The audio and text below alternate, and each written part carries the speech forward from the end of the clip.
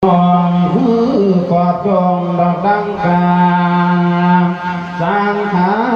บอดเตียงมันกี่ลังเตียงเยืนนั้นตั้งขันเอากางสมสุดโตการเวลาดวงกายทั้งควงบ่ป้องที่มีโรคไฟบังเบียดบางคนเสนียกรรมกำตองกามาโลกพยาจันติกบังเบียดกายสังขารขันบ่อยกะลวงลาไปแล้วหลายคนมีแล้วมรณะดอกคนพานมีไกลจากบ้านกะเงินเยาดอกพวกโตลูกพวกเจ้าก็ถอยอยู่ทางฟ้าผู้เจ้าก็หอยอยู่ดอกกลางฟ้าทั้งบนตาบนใจกะลำมองดูแล้วเก็บใจเหงานั่นแล้วมานอนในหนาวดวงบางคนห่วงพวกเจ้าก็ย่อแดงดอกควันบางคนนั่นออกจากบ้านกำลังวัดบุญพลาทานให้บุญติดามันดังกระดังเดียวกันนี้ตูเอ้ยตูข้าอยากฟังเสียงดีแต่ฟังโยข้างนอกก็ได้โอ้ยหิวเขาที่ทำอะไร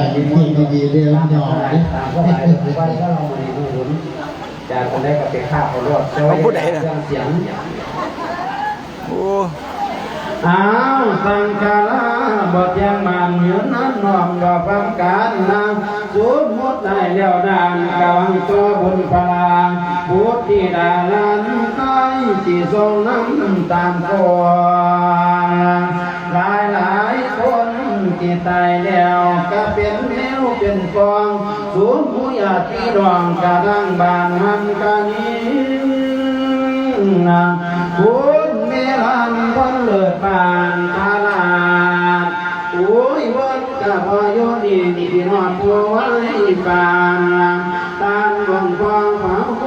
สุภาจาระกันไว้ปานกระรวงเลยไปแล้วเท้าแถวบ้านเฮาจากเอิญหมอละก็คนพานตายจากโลกจากลางบ่มีวันสิไว้คงกังโง่เขาดอกสูงสาธุเถิดบุญกุศลเนรังพันเลิศตามตลาดนิรันดร์ในท่านพระผู้สุภาจารวัตถุตายไปสมดังระเกียรติว่าให้ไปเอาสันฟ้าวิมานเจียวระบนสวงขอไปโยพลสวรรค์เกิดนิพพานคำสงสารเดือนเฮ้ตัวนิพพานกว้างโยมรังควงข้างในตั้งแต่100 บาทตัวจงปฏิญปัจจัยประยุงกรรมระโกทังตั้งแต่กี่โยบานยังได้ทิศาจารบินตบาทโปรดญาติโยมเทศนาก่อนแดงแต่พระต้องกอมเสียงโอ้เจ้าหัวมวนปานแม่ห่วงกอมนิทานคนละเจ้าเวลาทานเทศนาเสียงของ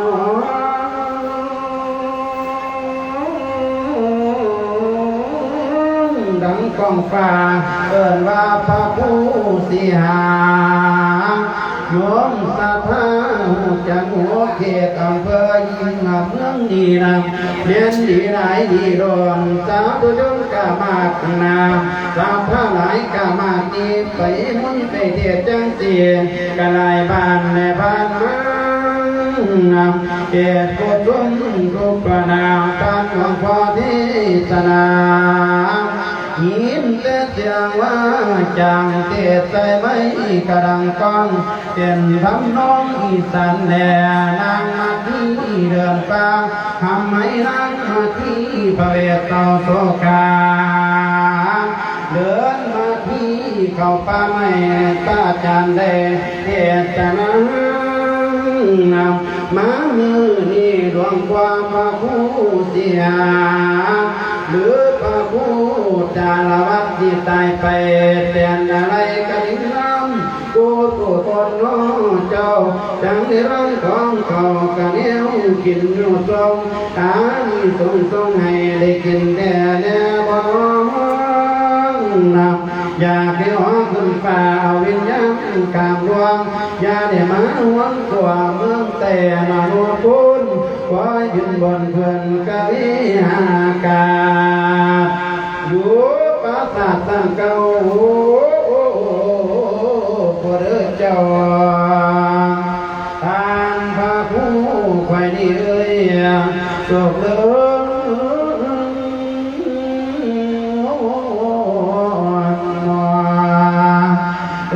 ต่อมามีการเลี้ยงคุณพ่อสังงานเมียคำแก่ใส่ยาจิตดีละเดนะตั้งแต่100 บาทโอเดียทายานามกระลังเจ้าโอตายโอ้ต้นเสียเมียโอ้ยังใส่ละเสียเสียละที่โยกใจใจกลางดีตาไหลละผ่านเงินดอกซ้ำเลยไปบางดอกหลังของเจ้ายิ้มเจ้าเจ้าแก่หน่อยเราอยู่บางตัวเดินบ่อินโยกางกันลำได้เห็นย้ำกับเวียงกลางคืนกะร้องบนแก่เจ้าก็บุญสมศรีบุญฉันก็ยังจิตเนียนเจ้ามาเอาความเก่าแม่สังัดก็สังัดได้รู้ตรงแม่คำแข็งนี่ได้ปองผลบ้านน้ำสงเจ้าแมวตอนมาโคโคงามแล้วให้รถให้ก่อนจางนรกเวจีขอให้มียานบุญกะล่วงไปดอกทั้งฟ้าด้วยคณะคุณทางทางข้างหน้าดวงแจงขอวันเลี้ยงแม่เต่าเอาตอนรับเพียงความบวนหน้าละ ตำแล้วหรอบ่ เอาแล้ว โอ้โอเคครับแซ่บหลายเนาะกินข้าวผมกินแล้วเขาไม่หลายครับไม่หลายแซ่บด้วยแม่เด้อสวัสดี